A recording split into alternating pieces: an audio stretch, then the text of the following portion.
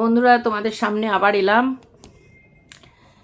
আজকে একটা ভিডিও করতে। আজকে হচ্ছে 21শে জানুয়ারি, বুধবার, আর এখন হচ্ছে 10টা 47 বাজে। এই একটা বিষয় নিয়ে তোমাদের বলেছি যে বিভিন্ন কমেন্টের ওপর অনেক সময় উত্তর দিতে হয়, সেগুলোকে কন্টেন্ট হিসেবে আমি ইউজ করছি, কারণ অনেক কমেন্ট রয়েছে যেগুলো নিয়ে আলোচনা করার মতন। তো সেই জন্য সেগুলো নিয়ে আলোচনা করছি মাঝে মাঝেই, দেখতেই পাচ্ছ। তো তার আগে সবার আগে বলো বন্ধুরা, কেমন আছো সবাই? আশা করি সবাই সুস্থ আছো, ভালো আছো, আর ঈশ্বরের কৃপায় মঙ্গলে আছো। তো এবার সরাসরি টপিকে আসি, যে আজকে যে আমার আলোচনার বিষয়বস্তু, আমি একটি কমেন্ট পেয়েছি, যিনি করেছেন তার নাম সুস্মিতা ব্যানার্জি, আমি পিনও করেছি। উনি বলেছেন যে আমি যে ভিডিওটা বানিয়েছিলাম দেবলীনা নন্দীকে নিয়ে, যে যার টাইটেল ছিল আজ থেকে 30 বছর আগে আমরা যা শুনেছি আজ এই 2026-এ দাঁড়িয়েও সেই মানে জিনিসই হচ্ছে এটা। তো উনি এটা 10 ঘন্টা আগে কমেন্টটা করেছেন। উনি বলেছেন, লিখেছেন, স্বাভাবিক অবস্থায় কখনোই কোনো শ্বশুরবাড়ি থেকেই বলা হয় না বৌমাকে যে মা বাবার সাথে যোগাযোগ বন্ধ করে দিতে হবে। কখনোই হয় না, হয় বাড়াবাড়ি হলে। দুই সংসারের কাঠামো সম্পূর্ণ আলাদা হয়। তা সত্ত্বেও যখন মেয়ের মা অবলিক বাবা তার সংসারের খুঁটিনাটি নিয়ে মন্তব্য করেন, আর এই ভেতরে ঢুকে পড়ার ঘটনা যদি বারবার হয়, তখনই এই ধরনের কথা বলা হয়। আমি দেবলীনা নন্দী বলে কাউকেই চিনতাম না, আগে একটা ব্লগও দেখিনি। এত সাধারণ বিষয় নিয়ে ব্লগ বানিয়ে দেখানো হাস্যকর। যেই মায়ের সাথে যোগাযোগ করতে পারছে না বলে এত অসন্তোষ, সেই মাকেই ছেড়ে চলে যাচ্ছিলেন। আশ্চর্য জনক না? কাজে আমার মনে হয় না এই বোকা বোকা যুক্তিগুলো একটাও আসল কারণ নয়। আর সত্যি মিথ্যে যাই হোক না কেন, আমরা ওই মনে হয়, বোধ হয়, হয়তো এইভাবে ঘটনাটাকে ব্যাখ্যা করতে পারি। কেবল এক পক্ষ থেকে শুনে অপর পক্ষকে সামনাসামনি না বসিয়ে, আলোচনা না করে কি করে নিশ্চিত সিদ্ধান্তে এসে ভিডিও বানায়? এক কথায়, আমরা সিদ্ধান্ত নেওয়ার মতো করে কেউ কিছু জানি না। আর এর চেয়ে অনেক অনেক বেশি কষ্ট করে, লড়াই করে সংসার করে চলেছেন অনেক মহিলা। শুধু তাই নয়, দেশে আরও অনেক গুরুত্বপূর্ণ ঘটনা ঘটছে ব্লগ বানানোর মতো। আমি আপনার সঙ্গে সম্পূর্ণ সহমত পোষণ করছে আপনার সঙ্গে। দেশে অনেক বিষয় রয়েছে ব্লগ বানানোর মতন, কিন্তু যেটা মানে আমরা করি কি, ডেইলি লাইফস্টাইল ব্লগ বলে তো এগুলোকে। আমরা দৈনন্দিন জীবনে যেভাবে আমাদের জীবন কাটাই সেটাই তুলে ধরি। এবার বলবেন যে তাহলে মানে দেবলীনা নন্দীকে নিয়ে কেন করলেন? ওই যে দৈনন্দিন জীবনযাপনের মধ্যে এই ঘটনাগুলোও তো আসে, এই ঘটনাগুলো নিয়েও তো আমরা চিন্তা ভাবনা করি, এগুলো নিয়েও আমরা এগুলোর খবর শুনছি, আলোচনা করছি, সেই জন্যেই এগুলো চলে আসে। আর যেটা বলেছেন যে অনেক কিছু রয়েছে ব্লগ বানানোর মতো, সত্যিই অনেক কিছু রয়েছে ব্লগ বানানোর মতন। অন্তত সচেতন মানুষজন যারা, তাদের কাছে খবরের অভাব নেই, আলোচনার বিষয়বস্তুর অভাব নেই। কিন্তু একটা জিনিস আপনাকে বলি ম্যাডাম, সেটা হচ্ছে ইচ্ছে হলেই না যে কোনো বিষয়ের ওপর কন্টেন্ট বানানো যায় না। অনেক কিছু আছে বিষয় বলার, অনেক কিছু। বুঝতেই পারছেন আমি কোন দিকটা ইঙ্গিত করছি। আশা করছি আমার রাজ্যের বিষয়ে অনেক কিছু বলার আছে, অনেক বিষয় নিয়ে বলার আছে, প্রচুর কিছু বলার আছে, কিন্তু মুখ খোলা সম্ভব নয়, সেগুলো নিয়ে বলা সম্ভব নয়, কারণ তার আফটার এফেক্ট অনেক কিছু হতে পারে। আর স্পেশালি আমি এমন একটা জেলায় বাস করি যেখানে আমাদের প্রতিদিন একটু কেন বেশ শঙ্কিত হয়েই থাকতে হয়। আমি মুর্শিদাবাদে থাকি। আশা করি আর ব্যাখ্যা দিয়ে বলার প্রয়োজন নেই, অনেক কিছু আছে বলার, কিন্তু এইগুলো নিয়ে। আর যেটা বলেছেন এক পক্ষের কথা শুনে কি করে নিশ্চিত হলেন? না, আমি একবারও বলছি না যে তারা ভীষণ দোষী, তারা অপর পক্ষ ভীষণ খারাপ, ভীষণ বাজে, তারা অত্যাচার করতে, কারণ আমার কাছে তো সেটা প্রমাণ নেই। আমি শুধুমাত্র মানে সে যেটুকু বলেছে, দেখিয়েছে একজন মেয়ে হিসেবে মনে হয়েছে সেটুকু বলেছি। এবার দেখুন, এই ঘটনাটায় না দুপক্ষ হয়ে গেছে। এক পক্ষ দেবলীনা নন্দীর হয়ে কথা বলেছে, এক পক্ষ তার স্বামী বা শ্বশুরবাড়ির হয়ে কথা বলেছে। এবার আমি নিজে খুব কাছ থেকেই জিনিসটা দেখেছি, ফিল করেছি, নিজে বলতে পারেন গেছি এরকম একটা জীবনের মধ্যে দিয়ে। তো সেই কারণে আর কি আমি ভিডিওটা বানিয়েছিলাম, যেহেতু রিলেট করতে পেরেছিলাম বলে। আর আপনি আরেকটা বলেছেন না যে এর থেকে অনেক অনেক কষ্ট করে অনেক মহিলারা সংসার করছেন।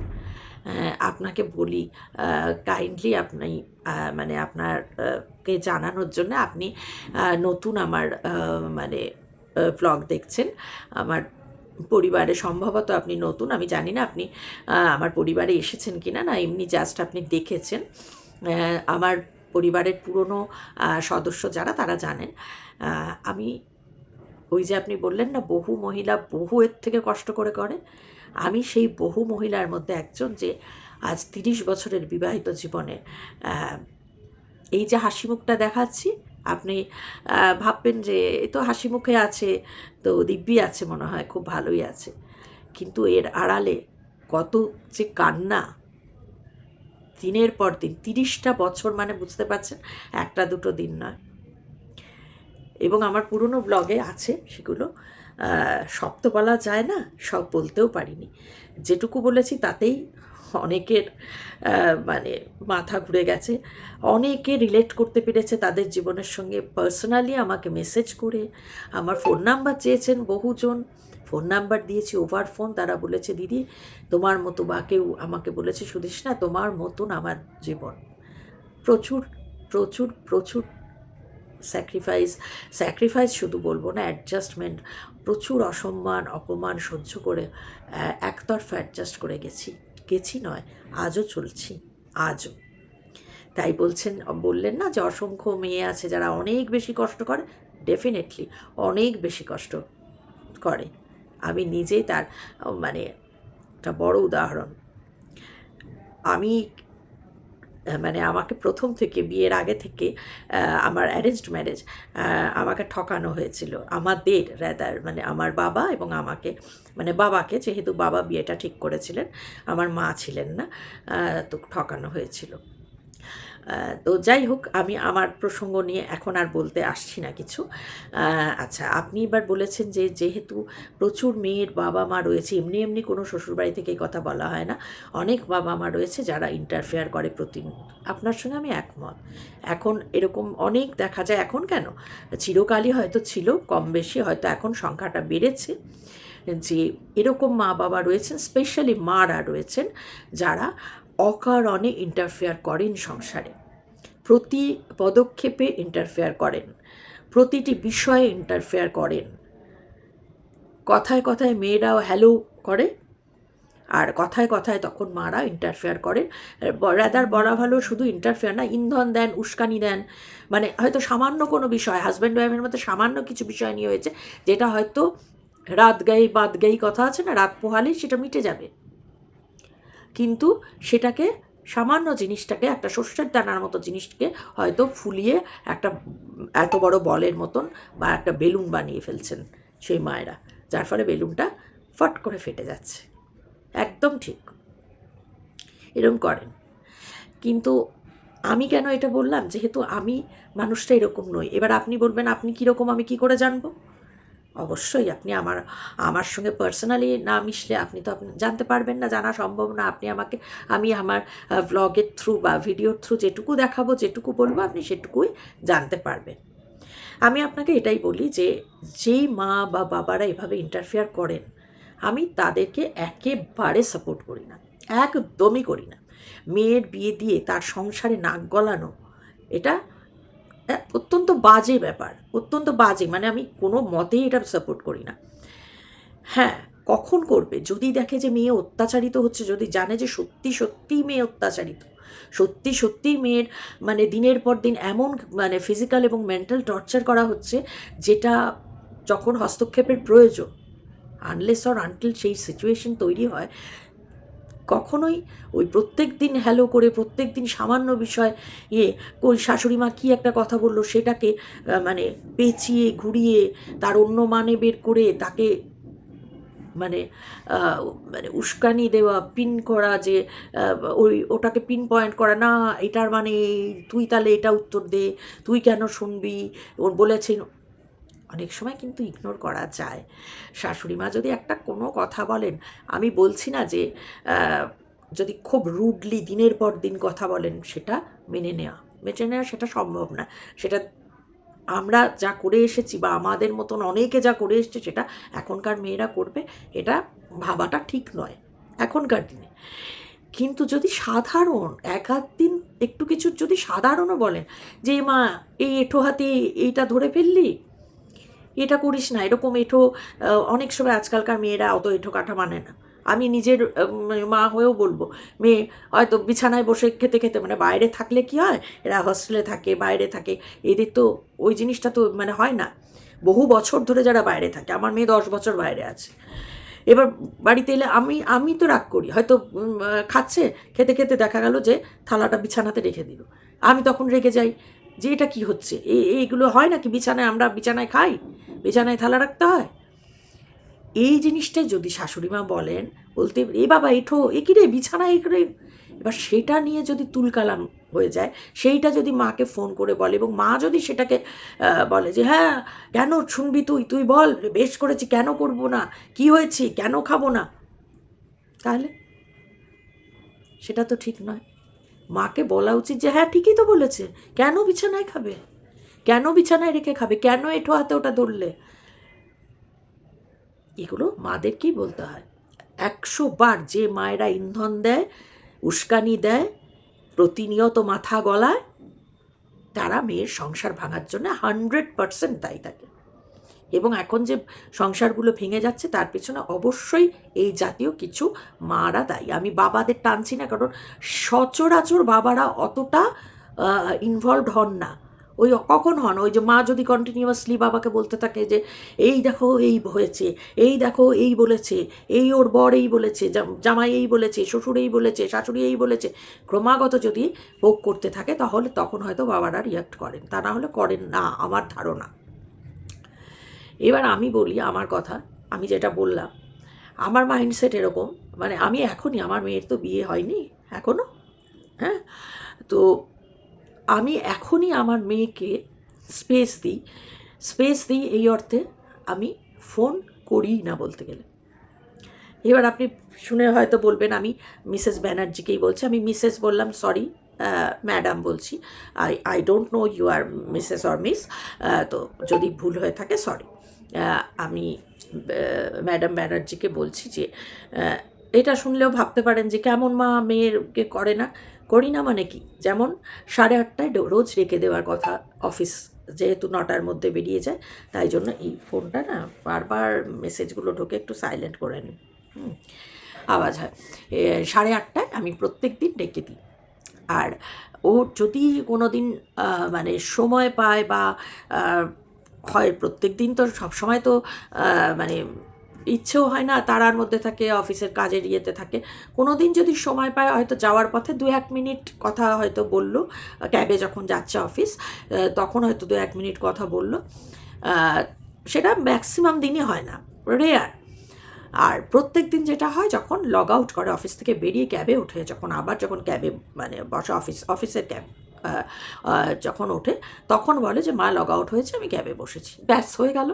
আর রাত্রিবেলায় 10:30 কি 11টা জাস্ট আমি একবার কল করি, খেয়েছো, ঠিক আছো তো, জাস্ট মানে অফিস থেকে যে বাড়ি ঠিকঠাক ফিরেছে, এবার 9টার মধ্যে বাড়ি ঢুকে যায়, আমি কিন্তু ফোন করছি 10:30 বা 11টায়, মানে টাইম দিচ্ছি যে বাড়ি ঢোকা মাত্র ঢুকলি কি না, গেলি কি না, ঢুকেছ, খেয়েছো, ঠিক আছো, ব্যাস, হ্যাঁ ঠিক আছে, ওকে। এবার মেয়ের যেদিন ছুটির দিনে মেয়ে যখন সময় থাকে, যখন মানে মনে হয় যে হ্যাঁ সময় রয়েছে, এবার সময় থাকলেও তার নিজেরও উইকেন্ডে কাজ থাকে, একা থাকে যেহেতু, ঘরদোর পরিষ্কার গোছানো, সে সমস্ত কাজ থাকে, সারা সপ্তাহের জামা কাপড় কাচা, সে ওয়াশিং মেশিনে হলেও কাচতে হয়, সেগুলো মেলা তোলা, কাজ তো থাকে, একা একা থাকে যখন সব কিছু একা করতে হয়।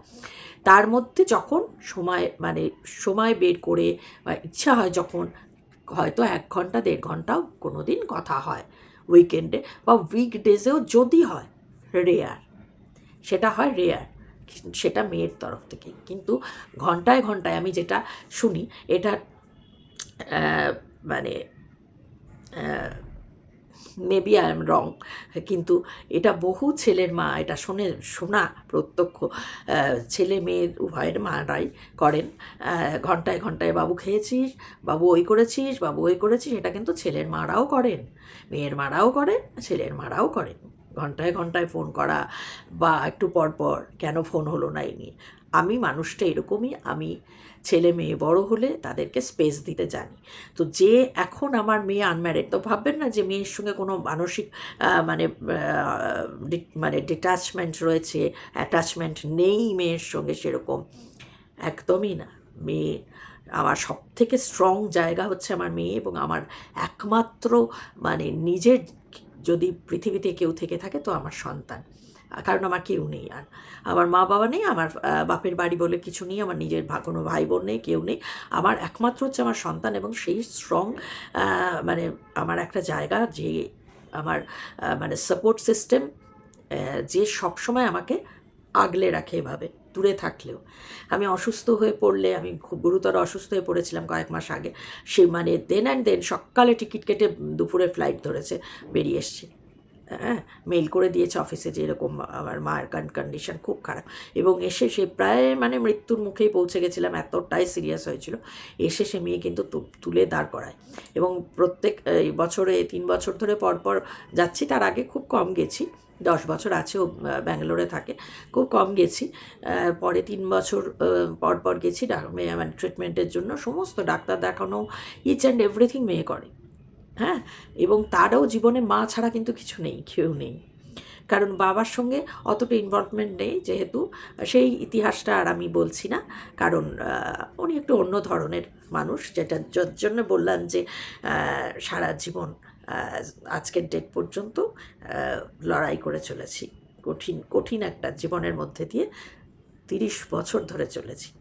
তো ওর কাছেও কিন্তু মা ছাড়া কেউ নেই, কিন্তু তাহলেও মানে এটাই হচ্ছে ব্যাপার যে আমি ওই ঘন ঘন ফোন করে, আর বিশেষ করে আমি এটা মনে করি অফিসে যখন রয়েছে তার তো অফিসের কাজ রয়েছে, বারবার যদি আমি সেই ধরুন মিটিংয়ে রয়েছে, কলে থাকে, জানেন আইটিতে যেরকম বড় বিদেশি কোম্পানি যেরকম, সেখানে যদি আমি তখন একটা ফোন করি, কতটা বিরক্তিকর ব্যাপার, বুঝতে পারছেন তো। আমি এই ভীষণভাবে মেনটেন করি। আমাকে হাজার কেউ ধরুন বললো এক্ষুনি কিছু একটা, এখনই মেয়েকে বলুন না, এখনই জানান না, না, অফিসে রয়েছে, এখন কাজে রয়েছে, কখন যদি সিরিয়াস কিছু ঘটনা ঘটে যায় কোনো ফ্যামিলিতে, ঠাকুর ঈশ্বর না করুন, তাহলে বাধ্য হতে হবে। আনলেস আর আনটিল আমি কখনো অফিস আওয়ার্সে কোনো সময় কল করি না। এবং ও যখন বোঝে যে মা হয়তো শরীরটা খারাপ, তখন ও অফিসে থাকাকালীনই একটু ব্রেকে বা কোথাও একটু সরে এসে, মা ঠিক আছে, এখন শরীর কেমন আছে, খবর নেয় অবশ্যই। কিন্তু আমার এই স্বভাবটা এরকম নয়। তাহলে যেই মা ধরুন এখনই মেয়েকে স্পেস দেয়, আমার মতো মাও কিন্তু আছে, একদম নেই দুনিয়ায়, সব মারাই মেয়ের বিষয়ে মাথা ঘামাবে, মেয়ের সংসারে নাক গলাবে, এমনটা নয়। এবার যে এখনই করে না, সে বিয়ের পরে কি আরোই আরোই করবে না, আরোই নাক গলাবে না। এবং আমি আমার মানে একজন বান্ধবীর কাছে শুনেছিলাম যে ছেলের বউ, মানে ছেলে ফোন করছে রেগুলার, কিন্তু ছেলের বউ তার অতটা সময় হয় না, চাকরি করে দুজনেই। তো তার একটু অভিমান হয় যে মাকে কি করিস না ফোন, হ্যাঁ, তো মানে তাকে হয়তো করে না। এবার আমি মেয়েকে কিন্তু মানে বলেছি যে যদি বিয়ে হয় কখনো, এবার চেষ্টা তো করবোই বিয়ে দেওয়ার জন্য, সবাই চেষ্টা করে, সবার ইচ্ছে থাকে, আমারও ইচ্ছে রয়েছে মেয়ের বিয়ে দেব। তো আমি বলেছি যে কখনো বিয়ে হলে শাশুড়ি মাকে কিন্তু ফোন করে আগে অফিস থেকে বেরিয়ে আমাকে করতে হবে না, আমাকে একটা মেসেজ করে দিও যে মা বেরিয়েছি, হোয়াটসঅ্যাপে একটা মেসেজ করে দিও, কিন্তু ফোনটা তাকে করবে, সেই মাকে করবে যে আমি বেরিয়েছি, বা তার সঙ্গে কথা বলবে, তাকে সময় দেবে, আমাকে একটা মেসেজ করে দিলেও হবে, আমি মেনে নেব, আমি মেনে নিতে পারবো। হয়তো আমার মনে হবে যে গোটা সপ্তাহ একটু গলা পেলাম না, যদি এরকম হয় কষ্ট হতে পারে, কিন্তু কষ্টটা আমি ওটাই করতে পারবো। তার জন্য কেন ফোন করলি না, আমাকে তো ভুলেই গেছিস, শাশুড়িকে পেয়েই তো সব, একদম না। তাতে যদি মনে হয় যে আপনার মনে হয় যে হার্টলেস মা, এর কীরকম মা, আমার কাছে আমার সন্তান কিন্তু আমার দুনিয়া, আমার ওই সন্তান ছাড়া আমার কিচ্ছু নেই জীবনে। আমি বেঁচে আছি শুধুমাত্র ওর মুখ চেয়ে। আমার জীবন এমন জীবন গেছে না, মানে একটা সময় আমিও ভুল করতে গেছিলাম। সন্তানকে, যে সন্তান আমার দুনিয়া, তাকে রেখেই আমি ভেবেছিলাম চলে যাব, আর না পেরে, যেটা দেবলীনা নন্দী আপনি বলেছেন না, মায়ের কথা, যে মাকে এত ভালোবাসে সেই মায়ের কথা ভাবলো না। মানে মানুষ মানসিকভাবে এমন বিধ্বস্ত হয়ে যায় কোনো সময়, তখন তার মাথা কাজ করে না কারোর কথা ভাবার। আমিও যে সন্তান আমার দুনিয়া, যে ছাড়া আমার কিচ্ছু নেই আর, আমি তাকে বাদ দিয়ে তাকে রেখে চলে যাওয়ার কথা ভেবেছিলাম এবং চেষ্টাও করেছিলাম। আমিও ব্যর্থ হয়ে আসি। এবং যেমন দেবলীনা নন্দী এরকে বলা হচ্ছে না, লোকে ইয়ে করছে, বা মনে হচ্ছে মরে গেলেই বোধহয় ভালো হতো, অনেকে যেমন মনে হচ্ছে এরকম। হ্যাঁ, তো সেটা আমাকে আশেপাশের লোকজন ডিরেক্ট কেউ আমার সামনে এসে হয়তো বলেনি, আড়ালে বলেছিল কিনা জানি না। তখন তো সোশ্যাল মিডিয়া ছিলও না, বা আমি সোশ্যাল মিডিয়ায় ছিলামও না, বহু যুগ আগের কথা।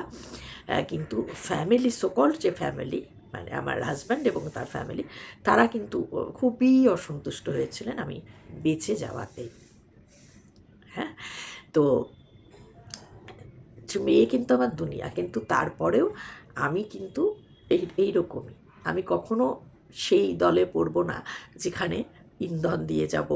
ইন্ধনের তো প্রশ্নই নেই, কথায় ওই মিনিটে মিনিটে, ঘন্টায় ঘন্টায় ফোন করে আপডেট নেওয়া, বা যদি কিছু বলে সেটাকে নিয়ে উস্কানি দেয়া দিয়ে, যে যাতে মানে ফাটল ধরে, চিড় ধরে সম্পর্কে, একদমই নয়। আমি সেই মায়েদের দলে নই। এবং আমি অবশ্যই মেয়েদের যেমন সাপোর্ট করি একজন মহিলা হিসেবে, তেমনি অন্ধভাবে বায়াসড নই কিন্তু, যে মেয়েরা অন্যায় করলে সে অন্যায়টাকে অন্যায় বলবো না। আমার আরেকটা সেকেন্ড চ্যানেল আছে, যেটা আমি কাজ করা হয় না আমার শরীরের কারণে, এটাই বহুদিন বন্ধ থাকে। রেগুলার বলে বলে আমার ভালোবাসার মানুষজন, আমার এই পরিবারের যারা, তারা বলে বলে তাই রোজ একটু করে আসি এখন। হ্যাঁ, 3 মাস মতো বন্ধই ছিল। তো ওই সেকেন্ড চ্যানেলটা আমি বিভিন্ন বিষয় নিয়ে আলোচনা করতাম, ওটা থটস অফ সুদেশনা চ্যানেলটার নাম, কিন্তু কাজ করা হয় না। ওখানে অতুল সুভাষকে নিয়েও আমি ভিডিও একটা করেছিলাম, মানে, এবং আমি সেই সময় অসুস্থ ছিলাম, কাজ করা হয়নি, যখন রাজা রঘুবংশী মার্ডার কেসটা হয়। তো এই সমস্ত মেয়েদেরকে তো প্রশ্নই নেই সহ্য করবার বা তাদের ফরে বলবার। এই জাতীয় মেন্টালিটি, বা এই জাতীয় না হয়ে কিছু, এখন বহু মেয়ের এরকম মেন্টালিটি আছে, অ্যালমানির জন্য বিয়ে করে। এটা ঠিক, খোরপোশের জন্য বিয়ে করছে, করে মোটা খোরপোশ নিচ্ছে, ডিভোর্স হয়ে যাচ্ছে, খোরপোশ নিচ্ছে, অ্যালমানি নিচ্ছে, অ্যালমানি নেওয়ার পরে আবার আবার বিয়ে করছে, আবার সেখানে করছে। তাদেরকে কখনো সাপোর্ট করব না, কোনো দিনও না। কারণ আমরা যদি ঘর ভাঙাটাই পছন্দ করতাম, তাহলে 30 বছর এত কিছু সহ্য করেও ঘরটা শুধু সংসারটা আঁকড়ে ধরে থাকতাম না। ওই যে পিঞ্চ করে একজন ভদ্রলোক, জেন্টলম্যান, কমেন্ট করেছেন যে শিক্ষিত হলে মানে আপনার বিদ্যা, সামান্য বিদ্যে, বলেছিলাম যে আমার সামান্য বিদ্যে রয়েছে, তাই বলেছেন সামান্য বিদ্যে বলে হাউস ওয়াইফ হয়েছেন, যদি বিদ্যা থাকতো আর কি। তো তাহলে চাকরি করতেন, তাহলে সংসার করতেন না। চাকরি করলেও সংসার করতাম, আর সংসারটা করার জন্য তাদের দাবি মেনেই চাকরিটা করিনি। ভদ্রলোক বিদগ্ধ পণ্ডিত মানুষ বোধহয়, উনি ঠিক বুঝতে পারেননি, সামান্য বিদ্যে মানে ভেবেছেন স্কুল টুল গণ্ডি পার হইনি, তাই শিক্ষাগত যোগ্যতা নেই, তাই চাকরিটা করিনি, তাই হাউস ওয়াইফ হয়েছি। সংসারের দাবি মেনেই, হাজব্যান্ড চাননি যে চাকরি করি, তাই মেনে নিয়েছি সংসার করার জন্য। সংসারটাকেই বা টিকিয়ে রাখতে চেয়েছি বলেই আমার ফ্যামিলিতে আমার মা ছিলেন না, আমার বাবা অন্য ধরনের মানুষ ছিলেন। এবার বলবেন সবার কাছেই সবার বাবা অন্যরকম, ডেফিনেটলি। তবে আমার যে শহরে থাকি, বাবা খুব রেসপেক্টেড একজন পার্সন ছিলেন, একজন প্রফেসর ছিলেন, রেনাউন্ড প্রফেসর। তিনি কোনো দিন মেয়ের ব্যাপারে আফটার ম্যারেজ কখনো মাথা ঘামাননি, গলাননি। আর আপনি বললেন না যে কখনোই বাড়ি থেকে বেরিয়ে যেতে বলে না, বা সম্পর্ক রাখতে বারণ করে না, যদি না কোনো মা বাবা মাথা গলিয়ে দিয়ে কোনো রকম কিছু হয়। আমার সঙ্গেই হয়েছে ম্যাডাম, আমার বাবা কোনো দিন মাথা গলাননি, কারণ উনি একজন অন্য ধরনের মানুষ ছিলেন। মেয়ের বিয়ে দিয়ে তার শ্বশুরবাড়িতে মাথা ঘামাবো? প্রথম কথা, অনেকটা তফাৎ, আমি সেটা আর বলতে চাইছি না। স্টেটাস বলুন, স্ট্যান্ডার্ড বলুন, সব কিছুর অনেকটাই তফাৎ ছিল। বাবা মাথা ঘামানোর মতো মানুষ ছিলেন না, আর ইন্টারফেয়ার করার মতো কেউ ছিল না। আমার শুধু বাবাই ছিলেন। কোনো দিন করা হয়নি, কিন্তু তারপরেও কিন্তু আমাকে প্রতিদিনই বের করে দেওয়া হতো, প্রতিদিনই বের করে দেওয়া হতো। বাবার সঙ্গে সম্পর্ক রাখা হবে না এটা বলা হতো, অথচ প্রপার্টিটা নেবার সময় কিন্তু তখন অসুবিধা হয়নি। এক সন্তান বিয়ে করেছিল প্রপার্টি পাওয়ার লোভেই, প্রপার্টির লোভেই, এবং ওয়েল টু ডু ফ্যামিলি থেকে, যে প্রপার্টির পাওয়ার লোভেই। তো তারপরেও প্রতিদিনই বের করে দেওয়া হতো, রাখা হবে না সম্পর্ক, সব কিছু যে একদমই রাখা হবে না। একদম আলটিমেটাম জারি করা হয়েছিল, হুইপ জারি করা হয়েছিল, রাখা হবে না। 5-6 দিন ফোনও করতে পারিনি। প্রচুর ব্যথা, প্রচুর যন্ত্রণা এখানে আছে ম্যাডাম, প্রচুর আছে। তাই জন্য সেইখান থেকে আমি আমার থেকে ফিল করে বলেছি। কিন্তু আবারও বলছি, বায়াসড নই যে মেয়েরা, the girls can do no wrong, বা তাদের মা বাবারা কোনো ভুল করতে পারেন না, এটা কখনো বলছি না, কখনো বলছি না। অবশ্যই ভুল করে, অবশ্যই সহিষ্ণুতা বিষয়টা খুব কমে গেছে, সেটা উভয়েরই, ছেলে মেয়ে উভয়। তবে বলবেন যে মেয়েদের সহিষ্ণু হওয়া দরকার, সংসার তারাই ধরে রাখে চিরকাল, মেয়েরাই তো ধরে রাখে, মেয়েরাই অ্যাডজাস্ট করে। ছেলেরা খুব সহিষ্ণু কজন কজন পুরুষ পেয়েছেন, তাই না ম্যাডাম? আশেপাশে দেখেও দুনিয়ায় কজন পুরুষ সহিষ্ণু, খুব মানে অ্যাডজাস্ট করবার মেন্টালিটি কজন আছে? খুব কম। মেয়েরাই চিরকাল অ্যাডজাস্ট করে গেছে, চিরকাল করে এসেছে। তবে ওই এখন তারা জেনারেশন গ্যাপ অবশ্যই, এখনকার দিনে তারা ওগুলো সহ্য করেন। তবে আমার মতো মায়েরা বলবো ছোট ছোট বিষয়কে ইগনোর করতে, যদি না সেটা আনলেস আর আনটিল বড়। তবে আমার মেয়ে যেভাবে বড় হয়েছে, যেভাবে তৈরি হয়েছে, মানে সে কোনো অন্যায় দেখলে মানে মা বাবাকে রিপোর্ট ওভার ফোন তাকে মানে সে করতে হবে না বা করবে না, যে অমুক বলল আমাকে বা তমুক যদি খারাপ কিছু বলে, যদি খারাপ কিছু বলে যে সেই রকম ডিল ও নিজেই করে নিতে পারবে। কথায় কথায় বাবা মাকে ফোন করে রিপোর্ট দেবার মতো মেয়ে ও নয়, ও দেবে না, ও নিজেই মিটিয়ে নেবে। যদি কোনো সমস্যা হয় নিজেই মিটিয়ে নেবে। খুব বড় গুরুতর যদি কোনো কিছু বিষয় না আসে, মা বাবাকে কখনোই ইনভলভ করবে না। ফোন করে ওই এটা বললো, ওটা বললো, সেটা বললো, সেও করবে না, সেটাও করবে না, না সে করবে না আমি করব। তো আমি ভাবি, আমার মতো করেই ভাবি যে না, তা কেন হবে? মায়েরা কখনোই চান না কোনো মা মেয়ের সংসার ভেঙে যায়। তবে হ্যাঁ, কিছু মা আছেন, কিন্তু আবারও বলি জেনারেলাইজ করা ঠিক না, কিছু মা হতে পারে। এখনও সব মা কখনোই বলেন না যে মেয়েদেরকে উস্কানি দিয়ে তার সংসার ভাঙাতে, কোনো মাই চান না। সব মাই চান মেয়ে খুব ভালোভাবে সংসার করুক, মেয়ে জামাই একসঙ্গে মানে সুন্দর সংসার করুক, তারপরে তাদের ঘরে নাতি নাতনি আসুক, সব মাই চান। খুব কম একটা পার্সেন্টেজ আছে যারা ইন্টারফেয়ার করেন, তবে তারা শুধু মেয়ের সংসারে না, তারা তাদের স্বভাবটাই, যদি যাদের ইন্টারফেয়ারেন্সের স্বভাব, তারা সর্বক্ষেত্রেই করেন। মেয়ের সংসার কি আর অন্য সংসার কি, তারা অন্যের সংসারেও, কেউ নয় পাশের বাড়ির সংসারেও হয়তো ইন্টারফেয়ার করে, দেখবেন যাদের এরকম ইন্টারফেয়ারেন্সের স্বভাব রয়েছে, যাদের মানে ঝামেলা তৈরি করে দেওয়ার একটা নেচার অনেকের থাকে। দেখবেন অন্যের পরিবারে একটু আগুন জ্বালিয়ে দিলাম, দিয়ে মজা দেখতে, দূর থেকে বেশ মজা দেখতে, অন্যের বাড়িতে অশান্তি লাগিয়ে দিলাম, স্বামী স্ত্রীর মধ্যে দূর থেকে মজা দেখতে ভালোবাসে, এরকম অনেক পড়শি থাকে সব জায়গাতে। হ্যাঁ, তো সেই রকম মেন্টালিটি যদি থাকে, সে মেয়ের ঘর কি, পাশের ঘর কি, ও অন্যের ঘর কি, ছেলের ঘর কি, সব জায়গায় তাদের এইরকম মেন্টালিটি থাকে। কিন্তু তাদের সংখ্যা প্রচুর নয়, তাহলে ঘরে ঘরে ডিভোর্স হতো, তাহলে ঘরে ঘরে মেয়েরা ফিরে যেত।